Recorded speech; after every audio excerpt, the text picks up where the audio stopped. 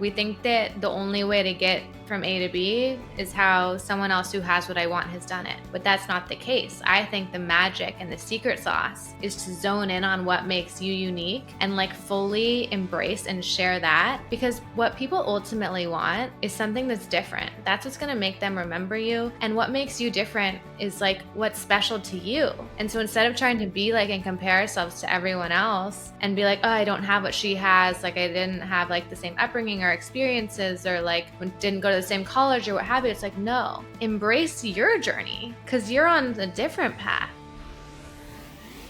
Welcome to the Minds Unleashed show with your host, Eric. Join him on the journey where we explore transformative ideas, confront challenges, and discover new perspectives. Together, let's elevate the mindset and transform your personal and business success. So whether you're seeking motivation, practical advice, or a fresh perspective, you've come to the right place. Join Eric on the Minds Unleashed show, and let's dive in together to empower your mind and unleash freedom. What's up, everybody? Welcome to the Minds Unleashed show. I'm your host, Eric. As always, if you get value out of this, please share this podcast with a friend. And don't forget to subscribe on YouTube and leave us a 5-star review on Spotify and Apple. I truly appreciate it. Let's get into today's show. I'm so grateful to introduce you to today's guest, Lauren Fields.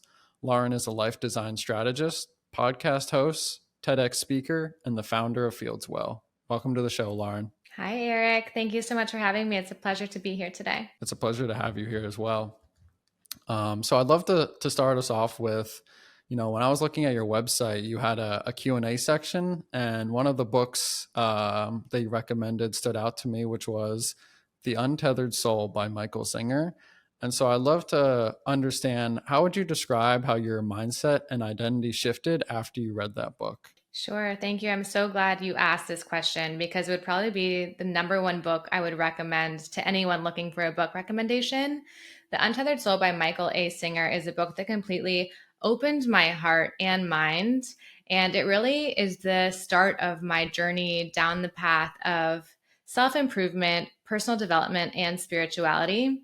Prior to reading this book, I was resisting certain events and experiences that were happening in my life in relation to neurological damage I was having from a horse accident, from a associated coma and traumatic brain injury. And the way it had manifested was in drop foot, which is a neurological symptom from a blood spot on my brain that was affecting my ability to lift my right foot. And I was sitting in different hospital waiting rooms, trying to have these doctors figure out what was going on and how we could fix it. And I was really resisting and wondering, why was this happening to me? And I read that book, and it was like an aha moment. I put that book down and I said, oh my gosh, this is all happening to me for a reason. And I need to stop resisting it and just allow and accept, relax, and release. And it completely changed my perspective, and my life instantly changed in that moment because I'd been putting so much weight on experiences and events outside of myself when I realized I really needed to look in and go inward, because nothing else should have control over my happiness or well-being aside from what's going on inside of myself. And so it was a really big moment, and I'm so grateful for that book. And I'm a big follower and fan of Michael A. Singer. It's so fascinating how like one book can kind of completely 180, like almost sounds like the trajectory of your life in this way. 100%. And I'm reading one book as well that's kind of giving me almost like a similar feeling. And David Hawkins is like a psychologist. He wrote the book, The Map of Consciousness Explained.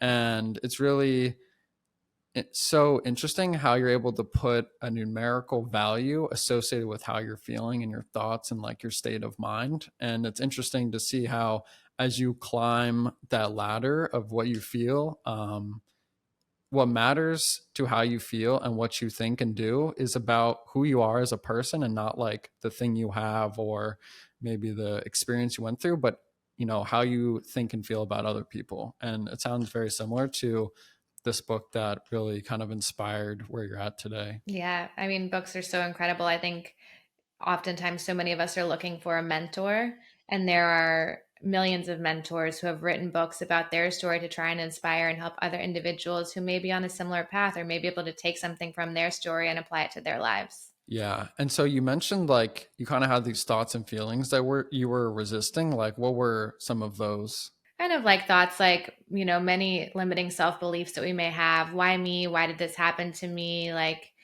I wish it were different. Like, why am I going through this? And I just realized, like, what benefit are these thoughts going to have for me?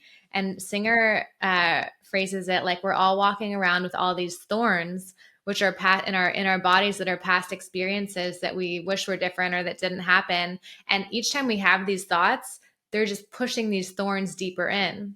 When in reality, what we need to do is pulling these thorns out. And so it's such a beautiful way to envision it, that we have all these past experiences and they're keeping us stuck because we're not relaxing, we're not releasing, we're holding on to them so tightly, wishing we could like control them or make them different, but we really can't. And it's not a good use of our energy and time.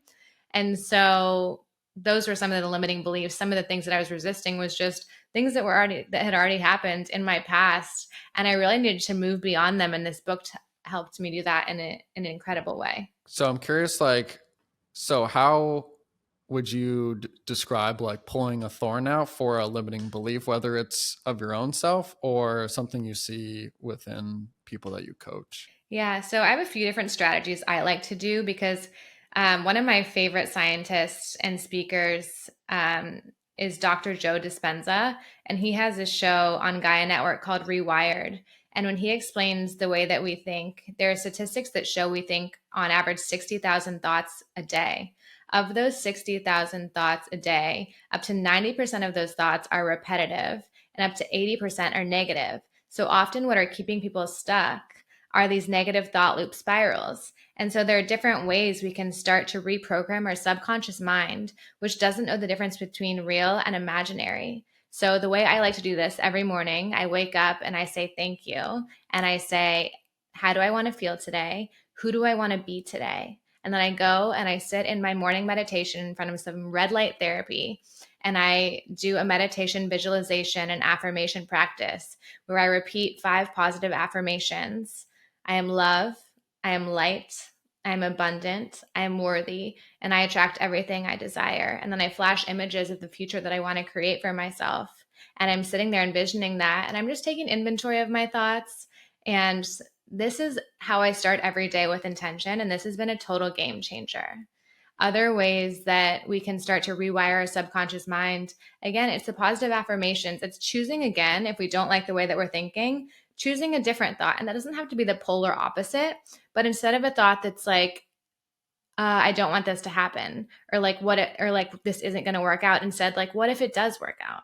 So there's so many ways we can begin to rewire our brain, but so much of it is the inner dialogue and the way we're talking and thinking to ourselves. Yeah, I love those words that you chose to use because they're, one, very powerful, and two, critical in, like for me, I struggle with a lot of negative self-talk, right? So the thought of starting my day saying something very similar to how you start your day, like, man, I can't imagine how much like nicer I would talk to myself. I think we don't really realize it. Like, so many of us wake up, roll over, like, oh, I'm tired, check my phone. Let me see if anyone texted me or like sent me a direct message or like my pics on Instagram. Let me see if I got any emails. But it's like, whoa, you're letting all these other people, demands, requests, etc., hit you first thing in the morning.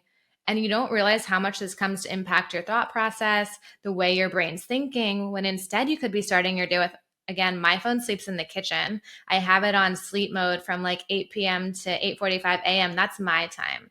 That's my intention setting time. And it's completely changed my life to be more mindful about how I start and end my days. And it's so funny how you mentioned where you wake up, you roll over, you check your messages and your phone. And, I'm starting to see that pattern in myself, especially on like maybe the weekends where you're laying on the couch, you're just scrolling social media. And after like an hour, I start to feel kind of like a zombie, or I have like no thought.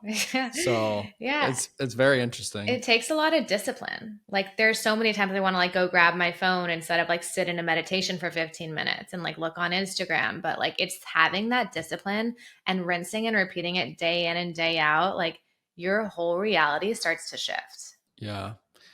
How are you able to like bring yourself back into your discipline practice if you feel yourself wanting your phone or wanting something else, or maybe you were just in New York City? How do you bring that into traveling? Yeah, I mean, it's the consistency, the structure, the repetition, again, the discipline, the resilience, right? These are all words I try and live by. But, like, for example, I just went to New York to celebrate my birthday. My whole thing now, and people are like, how do you stay balanced? Like, because when I'm in San Diego, like, I'm in work mode. Like, I'm not really going out. I'm so focused. I have this really strict routine. And then I go to New York City for 3 days. Like, I'm in a hotel room or at a friend's place. Like, maybe my phone is at her condo in the kitchen, but like oftentimes maybe it's in the hotel next to me. I just be more intentional about, like, I'm again not waking up and looking at it immediately. I try and keep the practices, but again, it's like this 80 or 90, 20, 10 rule, like 80, 20, 90, 10. Like, again, you're not going to be able to do the exact same thing when you're traveling. Like, I don't have my red light therapy panel. I don't have like the coffee that I make in the morning. Like, things are a little bit different, but you come to realize like how you feel when you have a dedicated practice like this in your home, and you really crave it when you're away. So I still try and get, when I'm in a different city, like, I love to check out the different fitness studios. So I'm still getting my movement in. Like, you just adapt as you can when you're traveling, but it is, of course, it's a lot harder. Yeah, it's definitely a lot harder. And it's important to recognize your feeling when you're out of that routine, and the self-reflection and awareness to realize, okay, in order for this day to be great, I need to exercise. I need to spend 15 minutes with myself. And sometimes a lot of people just struggle with that, honestly. And I've learned that from myself, is like, well, regardless of where I'm at, like, I still need to get some sort of like exercise in, even if I'm just walking on a treadmill. Like, my day feels way better Way if I better. just get that And in. the biggest thing is coming back to emotional regulation. Like, what do I need to do to stay balanced? Like, I know myself. What do I need from this day so that all of a sudden I don't feel like I'm on a roller coaster ride, which a lot of people like don't pay attention to. They're like, oh yeah, I'll have like 10 drinks. It's like, okay, how do you want to feel? How are you going to feel in the morning if you have 10 drinks tonight? You know what I mean? So it's just like, be aware, pay attention to like, how is this going to feel tomorrow? Mm-hmm. How would you describe, like, what is emotional regulation? Like, what does that look like? Emotional regulation, and I think this is something like I'm studying for a master's in psychology, graduating in a couple of months. Emotional regulation is our ability to stay balanced. It's our ability to, like, okay, sure, things are going to happen in life and there may be like little rises and dips, but we're not going up and down like this. We can handle things when they come up because we're doing all the things and have the systems in place to keep balanced. What are the systems we have in place? Are we sleeping 7 to 8, 7 to 9 hours a night? Are we moving our body for at least 30 minutes a day? Are we eating 3 balanced meals a day? Like, if you just focus, if that's your only takeaway from this episode, you will see a huge shift in your life if you're getting good sleep, you're eating balanced meals, and you are moving your body. So, like, these are things that help you regulate your emotion. It's just like your phone, when it's on low battery, it needs to be charged. So does your body and mind. What you said reminded me of I saw a picture where it was showing brain activity when you're stagnant versus when you're walking, and the amount of activity you have and thoughts, and much more positive thoughts you have just going on a walk versus sitting on your couch, is like, The it shocked endorphins. me, honestly. Yeah, the endorphins. Get outside, being in nature, getting that natural sunlight. Like, you can change your state so quickly. And that's what I think people don't realize. Like, you get in a rut, but it's like literally if you walk outside for 10 minutes, you're going to change everything about how you're feeling. So I understand that this book was really important to you, and so you do have a podcast yourself. And so if you got to interview Michael, what's one thing you'd love to ask him? Oh my gosh. That's a great question. I would say, Michael, if you could give me one tip that would influence the way that I lived my life, what would it be? And I think it would be, I literally think it would be, stay open, keep your heart open. I literally think that's the secret to life, is like, we are going to be presented with so many challenges no matter what. And the whole secret to this thing called life, to enjoy it to the fullest, is to realize this is a gift. And no matter what happens, it's up to you to keep your heart open and not close up and get mean and angry and upset again and again and again, because that benefits no one. So true. So, like, why is that openness piece like so important to you? Like, have you found yourself like going back to feeling like that angry or upset before? Because I totally understand what you're talking Yeah, about. what's interesting is like I don't know if I know how to properly. I'm not an angry person. Like anger isn't a thing. I think I go straight from just to like fine to like more like sad or just like closed off. And so the whole thing is staying open. And I feel like I'm in such a good place in my life right now. Again, I have all these systems in place. Like I'm very routine and disciplined, but I just kind of like I flow. And I think this thing is like no matter what happens, it's like I don't blame anyone or anything outside of myself for how I'm feeling. And I think that's also a huge secret. It's like sure, like there can be maybe a relationship that no longer is going on, but I have only good feelings because I was in that relationship for a reason and we had such amazing times. Like sure, maybe we're not together anymore, but what good does it be? Like so many people, if they go through a divorce, they're like have all these bad feelings about that partner, but it's like at one point you really loved that person. That's still the same person, and you holding these negative beliefs and thoughts and feelings about that person is really going to hurt you the most out of anyone. So I think the key is to stay open, and what you start to attract and like what starts to show up for you and what your life starts to look like when you're able to do that, it's really profound and it's magnificent. I'd recommend to anyone just like, where do I feel closed? Where do I feel blockages? And how can I open that up? How can I breathe? How can I release it? And on top of that, like that letting go and that opening, it allows for more peace and freedom to come into your life. And that's truly what I think we all want out of this life. We're carrying around so much baggage from the past, and it's like whatever your reality is, like if you're not happy with your life, that's what you're choosing.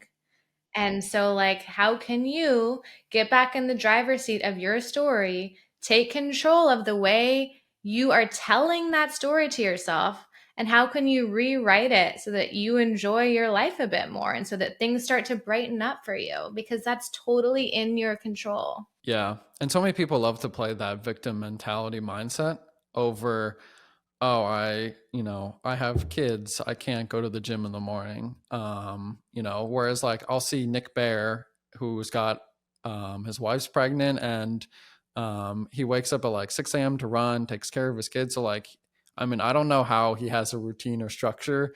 We might be stressed out watching it, but he still makes the time and the dedication to get some movement in and like take care of himself. And it's so easy to obviously blame something else besides yourself. Yeah, ultimately, it's all just a cop out. Like, you can make a million excuses, you can blame a million people, but that just keeps you stuck. So, like, ultimately, it's up to you. Like, do you want your life to be different or not? And the power is in your hands. Like, get back in the saddle, grab the reins, like, write a different story for yourself. I like to say, like, turn the page. This is the first page of the rest of your life. How do you want it to go? Start writing your story. You're the main character. Like, do you want there to be a plot twist? Like, let's write a plot twist. Like, let's get excited about what's next. A lot of what I do in coaching is like, I want my clients to see possibilities and potential about their future and not just be so tied and stuck to the past, because life, it's a long road. And like, this is a gift. Like, we're alive for a reason. Like, what do you want to be doing? We get to make so many cool choices on how we design our lives. And I like to think of it of living a life by design instead of by default. It reminds me of the quote you said on, I think, your own podcast, where you said you either get to choose wounded or wise from your experience. And so, you can obviously see that you've chosen the wise side of the house. I just feel like there are infinite possibilities. And like, you believe you can or you can't. And like, both are correct depending on like the way you train your mind to be your ally or your adversary. Like, have it work with you. Like, believe in yourself, see the possibilities and go for it. Yeah. No, I totally see that and understand. I think one thing that's interesting that you brought up is your coaching. And I see that you have a lot of desire to help people out. And so I'm curious, like, where does that come from? Mm-hmm. I think you best speak to the younger version of yourself. And so I'm speaking to the girl who was in this accident, was told she had a traumatic brain injury when she was 14 years old, had no idea what that meant.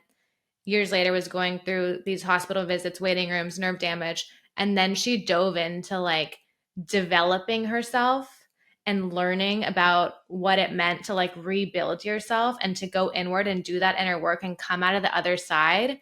And so I want to help other people who may feel stuck, who may not see the light, because I've been there. I've been there and I know what it feels like to then double down on yourself and say, this isn't going to be my story. Let me rewrite it. And I know the feeling of being in that place, and it sucks and it's a really hard feeling. And I also know the feeling about coming out the other side, and that is such an incredible feeling. And I want more people to feel that, and I want more people to believe that that's possible for them and that they're not stuck, and that your character in reality isn't fixed, and there's like infinite possibilities for you if you want to do the work and you want to become something more. Can you describe like what it feels like to be stuck, and then what does it feel like to be on the other side? Yeah, I mean, I'll give this example because it happened to me most recently. Like this is the thing, like we continue to be knocked down numerous times, but if we have the systems in place, we can bounce back more quickly. One of the most painful moments I felt was I had a romantic relationship end a year ago, and it was kind of unexpected. And I felt like a shell of a human because I had envisioned this whole future for us. And during the time we were together, I wasn't as much focusing on myself, but more so the relationship.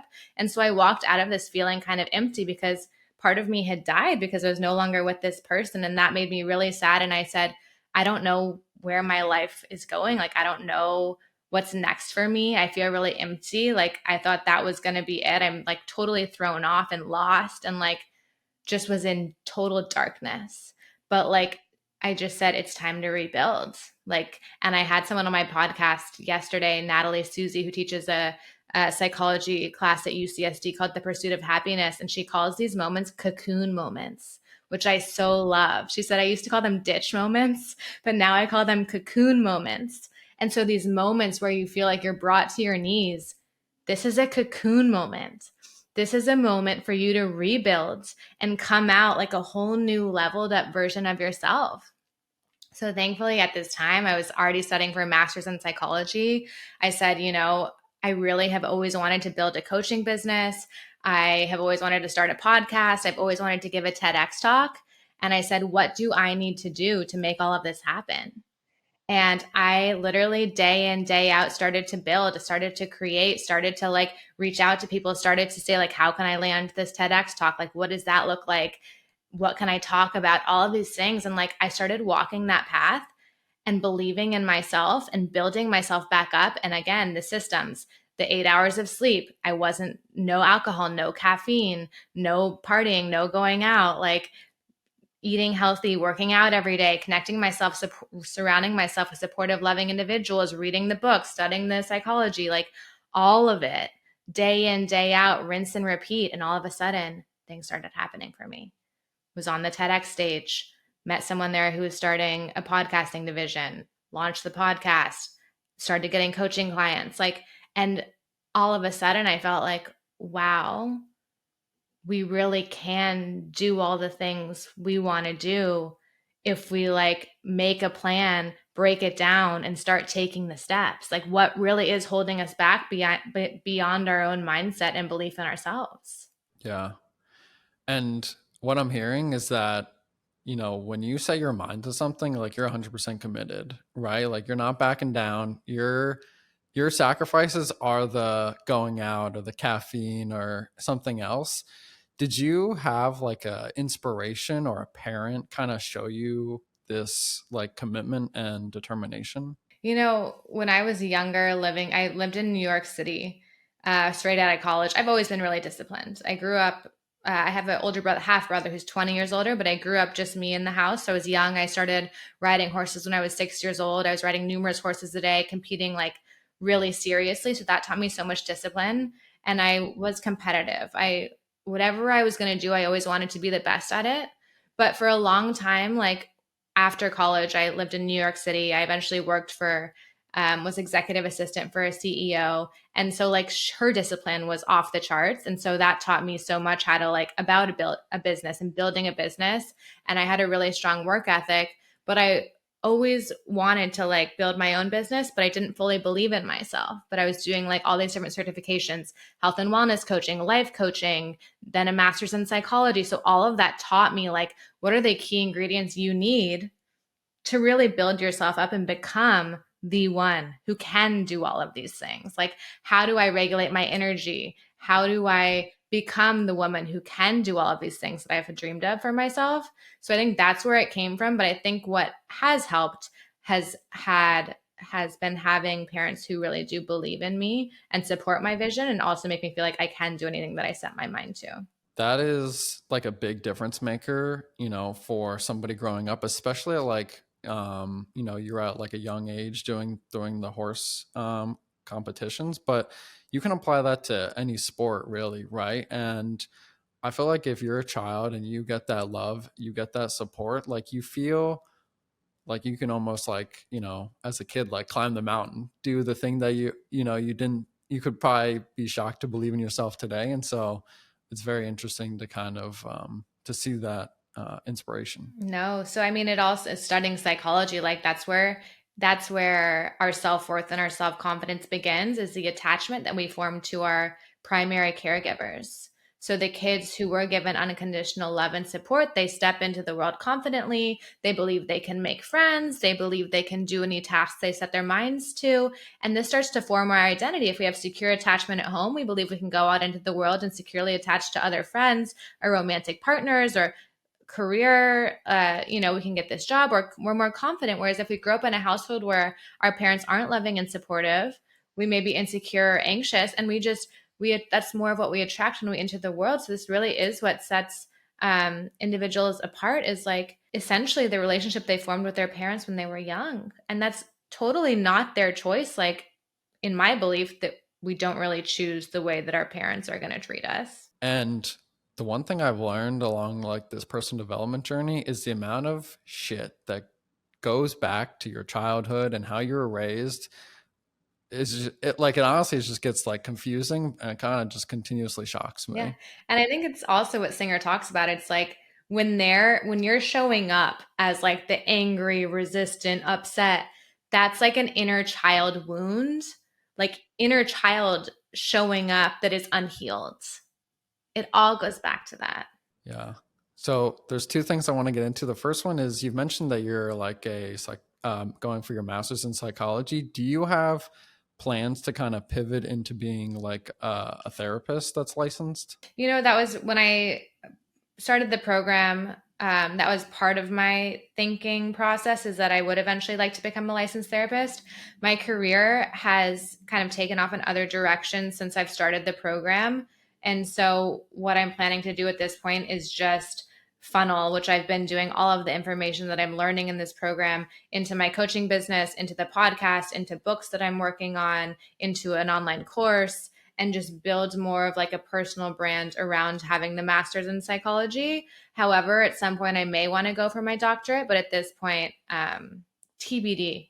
That's fair. And I think it's very relevant, right, to take what you've learned in psychology and apply it to coaching, because I think there's a lot of people that are in coaching that could be therapists, and vice versa. There's a lot of overlap there. So does your like perspective on like the education system and like getting your master's, is it like maybe a little bit different because you grew up getting homeschooled? I was actually only homeschooled for 1 year. I was homeschooled in fourth grade, and I was homeschooled in fourth grade because I was competing at such a high level and traveling a lot for the horse competitions that we said, let's just homeschool.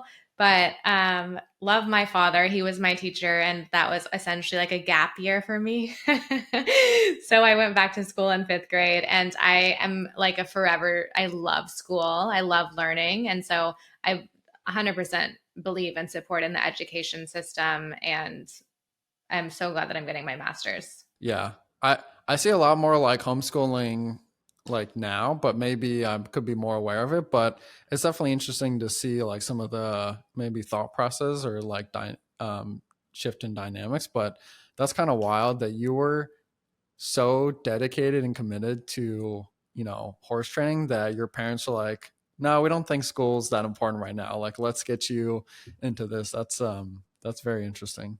So you've talked about like your parents, a handful of times, and you've really emphasized, and I totally agree on like your upbringing really teaches your identity and your values and your belief system. And so like, How did your parents like kind of help, get you out of that victim mentality and those limiting beliefs, like after that traumatic brain injury? Yeah, I think so when I had the accident, I was in high school and the doctor said, keep Lauren out of school. She may have difficulty speaking. She may have trouble with memory retention. She may have difficulty walking. Like, we don't know what the effects are going to be, but just like keep her out of school, give her time. And my parents said, no, she's going right back to school. And so I'm really glad they did that. I had tutors. I had all the teachers were kind of on board to make sure that like I was okay and they knew what was going on. I'd say I was in a fog for like months after that. And then eventually, like, I felt everything was okay until these neurological symptoms started to hit and they were kind of off and on. But at that time, I was so focused on proving to everyone that I was okay, proving that what the doctor said wasn't going to become my reality, that I was like ignoring what had happened. I was trying to sweep it under the rug. And I think like I wasn't really open about what had happened. And I think if I were to go back, and this is so interesting that I'm in therapy now, or like that I'm literally in a psychology master's program now, because at that time I didn't get therapy for it and I didn't really talk about it. And it was just kind of like to the races forward, building like who I am and like not acknowledging what happened, but it kept coming up. And this is like literally similar to so many things people go through. If you don't acknowledge it when it happens, it's going to keep coming up. And so I think when it really came up was when I was having this drop foot from the neurological symptoms. And then I was like, okay, this won't go away. Like, it's not going away. And I mean, what they did in that time, like, I don't think I was very vocal about the suffering I was going through and like the thoughts I was having. I think my mom was like my biggest support system at that time, and she knew I was really suffering, and I'm sure that was really hard for her to see. And so she tried to do just anything she could do to be there as a loving mother. I was living in New York at the time. She was in San Diego. We'd take like trips together and have special time together. But they just always gave me and always have given me unconditional love. And without that, like, I don't know what that would have been like because I've never experienced that, but I'm very thankful. Yeah. And like the thought of like, imagine if you grew up in a more like chaotic household or like traumatic household, like, it could be way worse. And you could be 10, 15, 20 years down the road where you're finally like you saw that that it kept coming up and you're like, oh shit, here we go again, and you're like, all right, let me sweep it under the rug. But at a certain point you kind of got to be like, okay, I got to deal with this. And so like, what do you think it feels like to be like, okay, like I need to kind of deal with this because it's been coming up so much? Because that's kind of where I'm at in my life. Here's what I'd say, like, the only way out is through. And it's like this keeps coming up because it has something to teach you. So don't resist it. Approach it head on, welcome it, get excited. Like, we tend to label things good or bad, like hard or like easy, or like we just have to label things. We have to like protect ourselves to keep ourselves safe and label things. But it's like, I've started to welcome like any feeling and emotion. Like sometimes I'm like, I'm feeling really sad right now, like that this just happened. Like, let me set aside like 30 minutes to go like cry on the couch. And then I'll like proceed with my day. And I feel so much better because I like let myself feel it. And I like stop what I'm doing and I like feel it. Like feel all the feelings, feel what you're going through, allow yourself like the time and space, just like accept what's going on. And like, no, nothing is fixed. Like at some point you're going to move through it. How long do you want to resist it? As opposed to like, let me just move through it. Let me just allow it instead of like giving it so much time and energy resisting it. Let me use my energy to be like, okay, what's up? Why are you coming up? What's going on? Let's work through this. What do I need to do to like move through it? What am I ignoring? And if something's coming up for you, just trust like there's a reason this is coming up. And don't fight it. Like instead of wishing it were different, it's like, no, this is how it's supposed to be because this is what's happening right now. Yeah. It's funny how you say like let yourself feel and acknowledge and stop resisting, because like that's exactly how I feel. And there's got to be tons of other people that are probably very similar because you've kind of been teenager, you're sweeping under the rug, and it just gets to a point where like this is like coming up so much. And yeah, I guess it's it is hard to kind of let yourself feel and acknowledge it. What are you resisting? Man, that's a loaded question. I'm flipping it back on you. Let's work through this right now. I think the one example is like, I'm trying to actually work on my negative self-talk. And I saw a quote where it was like, if you were friends with the person you are that's in your head, like, you would be not friends with them, right? And I'm like, I call myself horrible things all the time, or like talk down on myself. And it's interesting because like that then sprinkles obviously into how I talk to other people, or if something bad happens, and it could be like not very meaningful, but it could be meaningful. But and I'm trying to obviously find ways to recognize it, right? Have the self-awareness, but like, okay, this is happening, but then like, okay, let's not do that, right? Let's be more positive, or let's not, call myself like a piece of shit, or let's not, say those negative things. And yeah, that's what I would So say. I'd say two things. One, this you can do privately is like perhaps you need to get to the root of like, why am I saying these things to myself? Like, where are these thoughts coming from? Are they coming from my childhood? Like, are these valid? Like, is this real? What proof do I have for this? What's the proof? Number one. And number two is like the relationship you have with yourself is the most important relationship you're going to have throughout your life because you are already with the person you're going to spend your life with. So make sure that relationship is really solid. And it starts by taking really good care of yourself. Man, the relationship with yourself, it's infinite, right? And especially the one in your head, because that one seems to be more of like the devil than the angel, from a shoulder perspective. But I had this woman, Sandy Scarlatta. She has a book called Happiness Solved, and she was on my podcast, and she referred to the voice inside your head as the backseat driver. So again, she's like, "Shut up, stop! Why are you doing this right now? Like, go get in the back seat." So you don't have to be like, you don't have to really identify with it.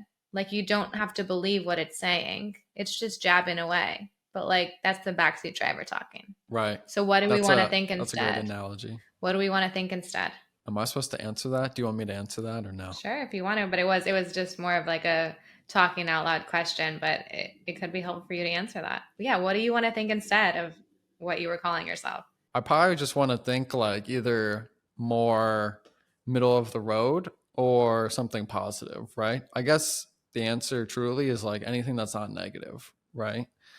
And it's definitely something deeper that I'm working through privately, but it's something that's continuously come up in my life. And it's like, you know, why do you keep doing that to yourself, right? It doesn't actually have any net positive gain. So let's figure this out.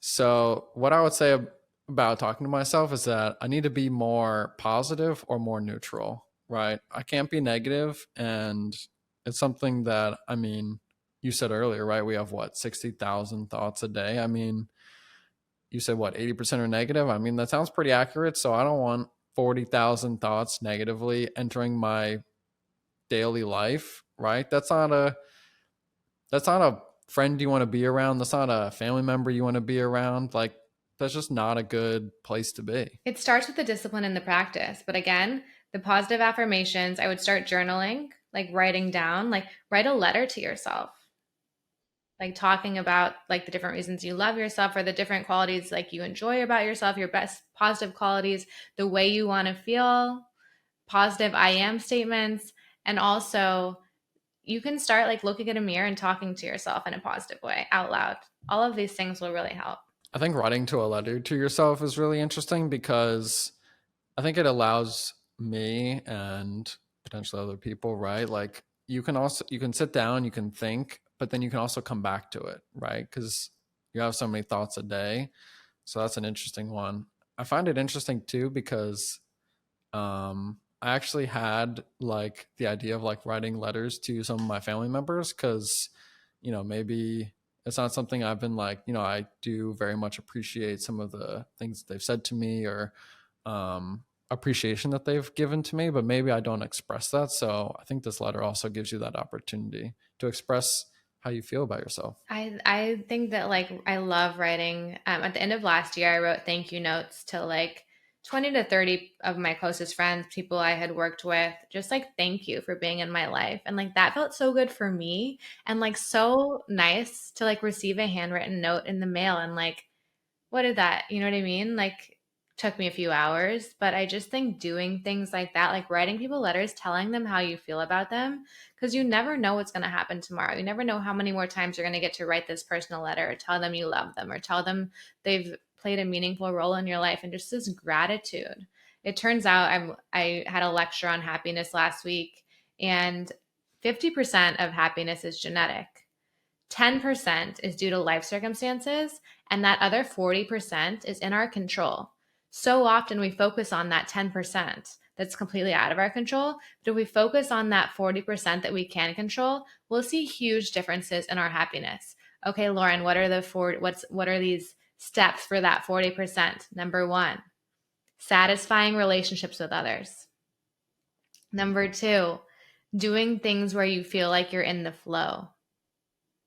Number 3, accumulating experiences over possessions.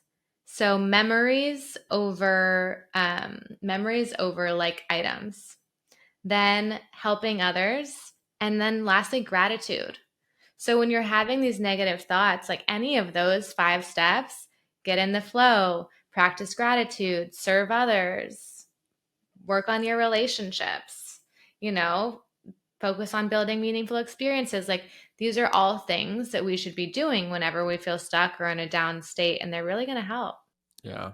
I love those 5 steps too. So I'm definitely going to be taking note of those. And so I'm also curious, like, what do you think are some other struggles that you see in like some of these like younger generations?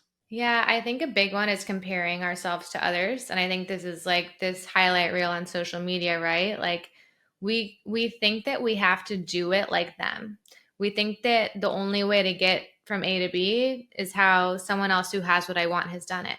But that's not the case. I think the magic and the secret sauce is to zone in on what makes you unique and like fully embrace and share that, because what people ultimately want is something that's different. That's what's going to make them remember you. And what makes you different is like what's special to you. And so instead of trying to be like and compare ourselves to everyone else and be like, oh, I don't have what she has, like I didn't have like the same upbringing or experiences, or like didn't go to the same college or what have you, it's like, no, embrace your journey because you're on a different path. I also think a lot of people they want that connection, and they feel that connection through your content or your long form videos because they can feel that passion and that effort. I think that's what it is. Yeah, That's I my think opinion. connection is, and we are feeling, and there is a way to be connected virtually. Like, don't get me wrong. I'm not saying like don't use social media. For me, I've had to find a balance with it because it is a big part of my business. And when you're building a personal business and brand and you have a podcast and you're wanting to speak more and etc., like it's important to use it and engage with your audience is really important. Like when you're posting videos or photos, when people are commenting, like you should be responding to their comments. You should be engaging in the conversation. And like I do feel like I know so many more people like really well because I get to keep up with their lives virtually, which is nice. Otherwise, I wouldn't have as much of an idea of what's going on.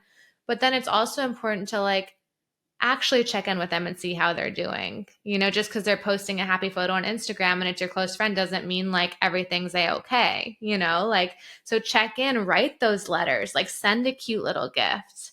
I just think there can be multiple touch points, and a relationship solely on social media isn't always the best predictor indicator of like how someone's actually doing. Yeah, for sure. And especially, within my guy friend group, like the amount of times we ask each other, like, how do you honestly feel? Probably never, right? But that's something that I'm trying to work on, right? Because it's something that doesn't get The addressed. thing, like, how are you really doing? Like, how's it going? And like, for me, I used to be a bit more passive. And what I'm working on now is being a lot more direct. So when I feel like a friend's being distant or like something is off, I go, like, are you okay? Are we okay? I feel like something's going on. And like, I have received so much gratitude from them from being like, thank you for like saying that. Like I'm actually going through something and I haven't told you. Or like, oh my gosh, I'm so sorry. I've been distracted. But like it's so much better than just wondering what's up. Like just ask. Just ask where we stand. I think all of us ultimately want to feel like we're understood, we're known, and that we're cared about. No, I totally agree. And it's really funny that you say, like, oh, make sure that you ask, because like there's so many people that are just afraid to ask, right? Because of that anxiety, right? Of like, oh, well, what if I did something wrong or something like that? But it's better to know and to find out and to go through it than to just keep that repetitive thought going on in your head for days, Yeah. weeks, let alone What if months. it's this? What if it's that? Did I do something? It's like, let me just find out, you know? And then like I can rectify and like repair the relationship if I did. I'm so sorry, I didn't mean to. Or like, I wish you would have told me. Why didn't, you know, but like whatever. Let me get in the driver's seat. Let me do some exploring. Let me be a big girl, put my big girl pants on and ask what's up. Like, what do you have to lose? It's better than your mind, your inner dialogue that's in the back seat, right? So, Yeah. And also like, hey, so I noticed some distance. I'm sorry if I like, did I do something? Like, just wanted to check because like you matter to me. and just saying like those words can make the difference as well. Well, Lauren, I'd love to get into the signature question, which will be the question I'm going to ask every guest. And it's a topic that I've always battled in my head, talked with about friends, and it really gets into like, what is happiness and what is your life's purpose, right? And I think it's a question a lot of people ask themselves. And so, how did you know that this space of helping somebody out and going through it was truly aligned with your purpose and your It's a happiness? good question. I think so often we're focused on like finding our purpose or like waiting, like, what is it? I'm waiting for this sign. I'm waiting for this person to tell me what I'm supposed to do or like feel a certain way. And the way I like to look about purpose is more of like it's creating your purpose. And I think purpose is found at the intersection of what you're good at and what you enjoy doing. So for me, like I am obsessed with personal development and self improvement books and podcasts and everything about the whole industry that, like, I can't keep my hands and eyes off it. Like, I'm reading like 3 books a week, like, talking on it, speaking on it, like, coaching people on it. Like, I can't stop and I'm obsessed. And it makes me so happy. And, like, of course, there are plenty of people who's like, you're going to build a business off this. Like, how are you going to, all these questions. And I'm like, listen, you're not me. You don't worry about that. Don't worry about the how. Like, this is my life path. Like, this is what I want to do forever. Like, I only have another like 100 years to like figure out the how. Like, I'm going to figure it out. Don't worry. You know? So I think it's, again, believing in yourself. And I think that's what is like brought me the most happiness is trusting and believing in myself to go after what I feel called to do and have felt called to do for a long time. But it took me, I was doing baby steps. I was dancing around it. I was doing certifications, but I was being a forever student. So to finally be here speaking on it, talking about it, you know, coaching, like I just feel like so magnetic and energized by it that I would just trust that like I feel so in the flow with it. And that's my answer for you. Yeah, I love the word they used of creating because it's really true. And the other thing too that I've kind of reflected on is that like it should feel easy, but it shouldn't feel like a hard. It shouldn't feel like a chore, right? And I think that's also a key point because like there's so many things I've tried and I'm like, this doesn't feel fun or enjoying, and it feels like a chore. And then that's how you know that that's maybe not the right space for you. But I also like the creating part because you do have to put in the time and the effort to be a student and to learn. And then that's, I love how you said that intersection. Yeah, I mean, you can't work hard enough at the wrong thing. Like you really can't. And so when you find the right thing, it doesn't feel like work. Like for me, I'm often in this office for like 12 hours a day, but like at the end of the night, like I don't even want to leave. Like, and this may be a whole new level, but like that's how I feel and that's how in it I am. And if like you can find something like that for you, like that's the feeling. Like I just, I definitely am starting to feel that too with this because I see myself working on it later at night when I usually don't want to do any work, or I'll work on it in the airport on vacation. And that's something I've actually never felt or done for myself. So it's definitely something interesting yeah. And I from mean, my own sure, there's perspective. work-life balance. Like I don't plan on working 12-hour days forever, but like I'm in build mode and I'm like so energized and hyped by it. And like that's what excites me. Like it's what I want to be doing with my life right now. So All right, Lauren, that wraps up this episode today. Where can listeners go to find more about you? sure, I would say I use Instagram the most. So at Lauren Fields is my Instagram. You can listen to my podcast, the Fieldswell podcast, on all major platforms, or you can visit my website, fieldswell.com. Awesome. Listeners, if you have any questions or comments, feel free to DM me on all socials. Thank you for listening. I'm very grateful and appreciate you. Thank you, Lauren, for joining me here today. Thank you, Eric. Such a fun conversation.